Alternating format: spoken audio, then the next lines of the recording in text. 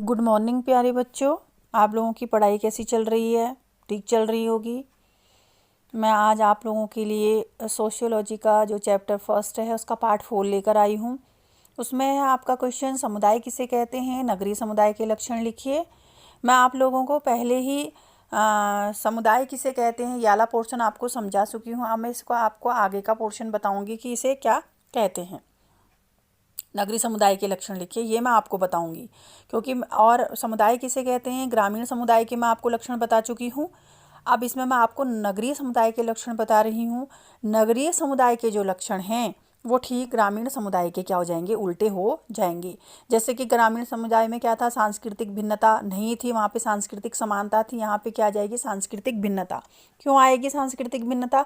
क्योंकि यहाँ पर अलग अलग जगहों से लोग आ रहे हैं उद्योग धंधों में और काम करने के लिए, उद्योगों में काम करने के लिए, अन्य स्थानों पर काम करने के लिए, बड़ी बड़ी कंपनीज में काम करने के लिए, और छोटे मोटे जो काम है उनको करने के लिए अलग अलग शहरों से लोग आते हैं। अलग अलग ग्रामीण समुदाय से लोग आते हैं और शहर में क्या होते हैं, सम्मिलित होते हैं। तो यहाँ पे सांस्कृतिक भिन्नता आ जाएगी क्योंकि लोग अलग अलग शहरों से आ रहे हैं। अलग अलग, कोई केरल से आ रहा है, कोई मुंबई से आ रहा है, कोई किसी अन्य स्टेट से आ रहा है, झारखंड से आ रहा हो, छत्तीसगढ़ से आ रहा हो, बिहार से आ रहा हो। तो वो लोग कहीं दूसरी जगह पे जाके माइग्रेट हो रहे हैं, शहरों में जाके रह रहे हैं। तो उससे क्या हो गया, वहाँ पे सांस्कृतिक भिन्नता आएगी ही आएगी।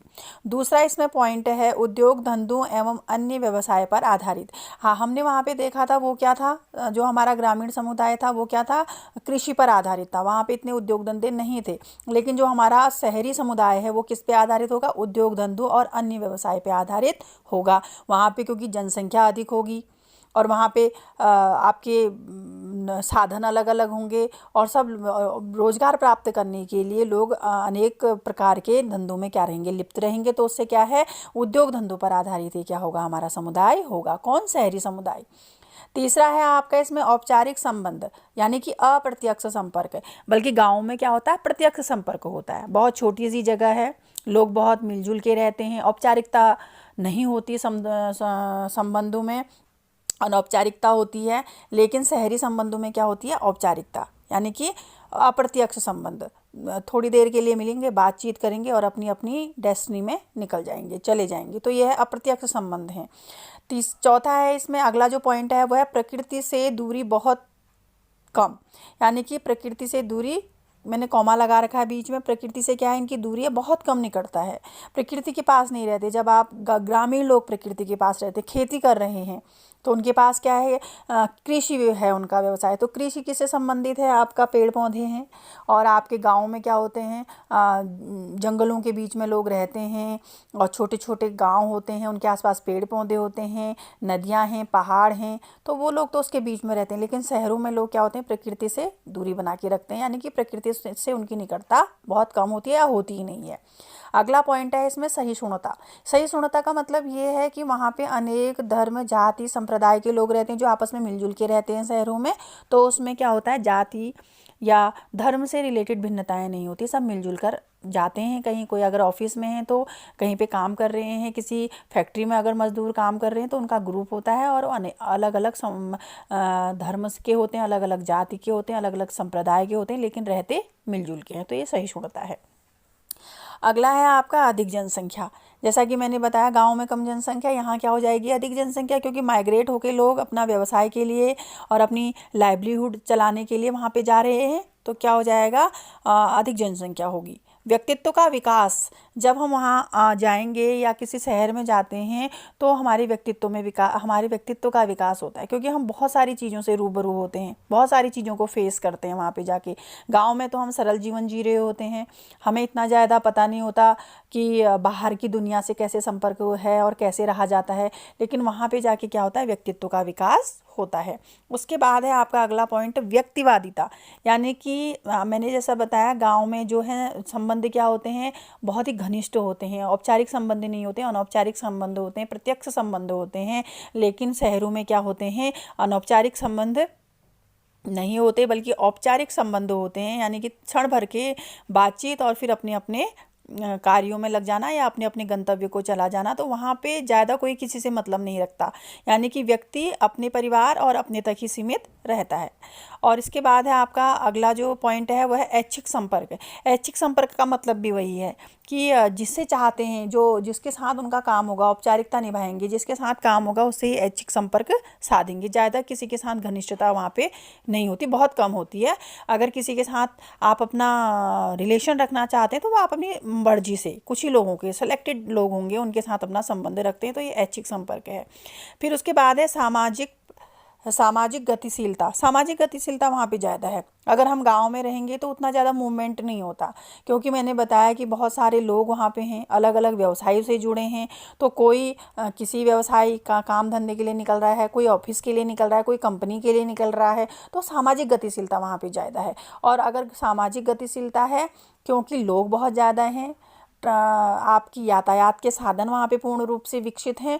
आपको एक स्थान से दूसरे स्थान आप इजीली नहीं जा सकते। गांव शहरों में तो आप फिर भी पैदल चले जा सकते हो एक स्थान से दूसरे स्थान। एक छोटा सा कस्बा है, वो बड़ा एरिया है, तो वहाँ पे क्या है, सामाजिक गतिशीलता बहुत ज़्यादा है। इसके बाद है आपका नियंत्रण में शिथिलता।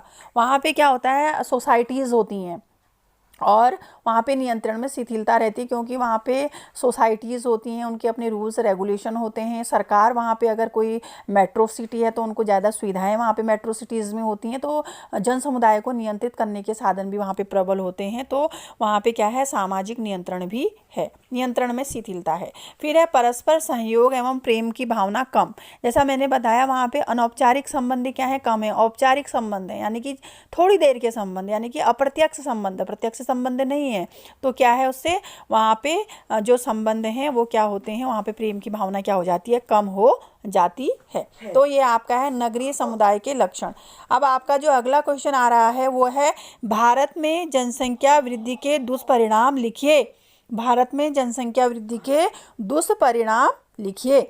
ये जो क्वेश्चन है ये निर्धनता चक्र ही आएगा। इसमें पहले आएगा इसमें निर्धनता में वृद्धि, क्योंकि अगर अधिक जनसंख्या होगी तो क्या होगा, लोगों को रोजगार नहीं मिलेगा। लोगों को रोजगार नहीं मिलेगा तो क्या होगा, गरीबी होगी।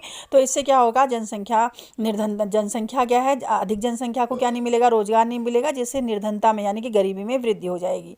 अगला पॉइंट है बेरोजगारी। अगर ज़्यादा जनसंख्या होगी तो कुछ ही लोगों को रोजगार मिल पाएगा, तो उससे बेरोजगारी उत्पन्न हो जाएगी। तीसरा पॉइंट, अगला पॉइंट है पारस्परिक विघटन, यानी कि जो पारस्परिक या पारिवारिक विघटन जिसको हम कहते हैं, पारिवारिक विघटन हो जाएगा। जैसे गांव में क्या होते हैं, संयुक्त परिवार होते हैं, लेकिन आज क्या हो रहा है, गाँव से बच्चे अपनी आजीविका को चलाने के लिए शहरों को चले जा रहे हैं, या तो अपने परिवार को लेके जाते हैं, यानी कि पति पत्नी और उनके बच्चे, तो माँ बाप से अलग हो जाते हैं। तो इससे क्या हो रहा है, पारिवारिक विघटन हो रहा है। आगे है भ्रष्टाचार। भ्रष्टाचार फैलता है क्योंकि रोजगार के साधन वहाँ पे नहीं है। तो रोजगार प्राप्त करने के लिए लोग अनेक प्रकार की कुरीतियों को अपना लेते हैं, या बहुत सारी चीज़ें ऐसी आ जाती हैं हमारे समाज में जिससे क्या हो जाता है, भ्रष्टाचार फैल जाता है। तो ये है भ्रष्टाचार। उसके बाद है आपका पर्यावरण प्रदूषण। मैंने जैसे आपको बताया कि अगर जनसंख्या अधिक हो जाएगी तो क्या होगा, गंदी बस्तियों का निर्माण हो जाएगा। अगर गंदी बस्तियां ज़्यादा बनेंगी तो उससे क्या होगा, प्रदूषण बहुत ज़्यादा फैलेगा, यातायात के साधन बहुत ज़्यादा फैलेंगे और ज़्यादा वायु प्रदूषण होगा, क्योंकि यातायात के साधन फैल रहे हैं। जितनी ज़्यादा जनसंख्या उतना ज़्यादा प्रदूषण हो जाएगा। और उससे आगे क्या है, कुपोषण की समस्या। जैसे मैंने बताया कि निर्धनता है, गरीबी का दुष्चक्र वहाँ चल जाएगा, क्योंकि बहुत ज़्यादा जनसंख्या है और ज़्यादा लोगों को वहाँ रोजगार नहीं मिल पा रहा है। तो उससे क्या हो जाता है, कुपोषण की समस्या उत्पन्न हो जाती है, क्योंकि माँ बाप जो होते हैं वो ज़्यादा इनकम उनकी नहीं होती, उनकी आय कम होती है, जिससे वो अपने बच्चों को पौष्टिक आहार देने में समर्थ नहीं हो पाते। तो कुपोषण की समस्या भी क्या हो जाती है, उत्पन्न हो जाती है। और गंदी बस्तियों का अब जो है विकास हो जाता है। वो मैंने आपको बताया, क्योंकि अगर अगर हमारी इनकम कम है और हम शहर में रह रहे हैं, तो शहरों में तो क्या है, किराया बहुत ज़्यादा है, हम अच्छी जगहों पे रहना अफोर्ड नहीं कर पाएंगे। तो हमें क्या हो जाए, इससे क्या होता है, सस्ती जगहों पे रहते हैं, जैसे धारावी जैसी गंदी बस्तियां होती हैं, वैसी बस्तियों का निर्माण होना शुरू हो जाता है। कम इनकम है तो ऐसी जगहों पर लोग रहेंगे, तो उससे क्या होगा, गंदी बस्तियों का निर्माण में भी क्या होती है, अधिक जनसंख्या वृद्धि क्या होती है, सहायक होती है। उसके बाद है आपका बाल अपराध में बढ़ोतरी। क्यों, क्योंकि मैंने बताया माँ बाप के पास पढ़ाने के लिए इतने ज़्यादा पैसे नहीं हैं, बच्चों का वो अच्छी तरह से पालन पोषण नहीं कर पा रहे हैं, बच्चे कम पढ़ लिख रहे हैं, लेकिन आवश्यकताएं तो वो अपनी पूरी करेंगे ना। तो अपनी आवश्यकताओं को पूरी करने के लिए वो किस में लिप्त हो जाते हैं बच्चे? अपराध में लिप्त हो जाते हैं, वो अपराधी प्रवृत्ति के हो जाते हैं। तो इससे अपराध में क्या हो जाती है? बढ़ोतरी हो जाती है। फिर उसके बाद है आपका अगला पॉइंट जो आ रहा है आपका, वह है आपका मद्यपान, जुआखोरी, वेश्यावृत्ति में बढ़ोतरी। देखिए अगर क्योंकि बच्चों को अगर नौकरी नहीं मिल रही है, या बच्चे पढ़े लिखे नहीं है, या बेरोजगार हैं, तो बेरोजगार इंसान क्या होता है? तनाव में आ जाता है। तनाव में आएगा तो वो धीरे धीरे क्या करता है? ये मद्यपान की तरफ, जुआ, थोड़ा सा जुए से भी पैसे कमाता है, जुआखोरी की तरफ, इस तरफ क्या हो जाता है? बढ़ना शुरू हो जाते हैं। इसमें वेश्यावृत्ति भी है, तो कुछ महिलाएं इसमें आ जाती हैं जो कि अपने परिवार का पालन पोषण करने के लिए उनको बहुत ज़रूरी होता है। तो ये सारी जो गंदगियां हैं समाज में फैलने लग जाती हैं। और अगला है इसमें गरीबी। गरीबी वही है, निर्धनता में वृद्धि, यानी कि लोग गरीब होते चले जाते हैं क्योंकि उनकी आय कम हो जाती है। आय कम होने से क्या होगा? गरीबी का दुष्चक्र शुरू हो जाएगा। फिर है आय में कमी, वही आया आगे, आय में कमी हो जाती है क्योंकि जनसंख्या बहुत ज़्यादा है, रोजगार नहीं मिल पा रहा है। लोग क्या करते हैं? छोटे छोटे काम धंधों को करते हैं, उनसे जितनी भी उनकी अर्निंग होती है, एक छोटा सा अमाउंट उनको मिलता है, तो उससे क्या होता है? उससे अपने घर का पालन पोषण वो करते हैं, लेकिन आय में क्या होती है? उनकी कमी रहती है। अब है अपराधों में वृद्धि। अपराधों में वृद्धि बिल्कुल वही है, क्योंकि मनुष्य अगर भूखा होगा, उसके पास खाने के लिए अन्न नहीं होगा, या उसके लिए उसकी आवश्यकताएं पूरी नहीं हो रही हैं, तो वो क्या करेगा? अगर आवश्यकताएं पूरी नहीं होंगी तो फिर वो अपराधों में लिप्त होना शुरू हो जाएगा। वो क्या करेगा? चोरी करेगा, किसी की हत्या करके लूटपाट करेगा, या फिर किसी के साथ मारपीट करेगा, कोई भी ऐसी चीज़ों में लिप्त हो जाएगा। तो इससे अपराधों में क्या हो जाएगी? वृद्धि हो जाएगी।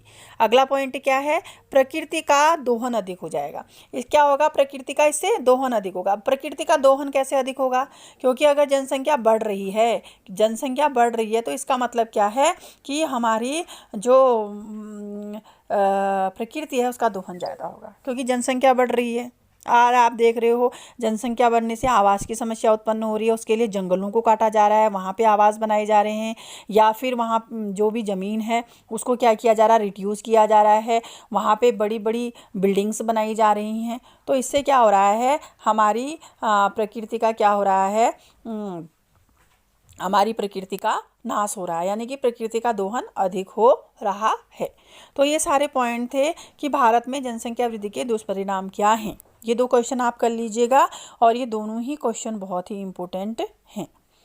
Thank you. इससे आगे मैं अगला वीडियो आपको सेंड करूँगी।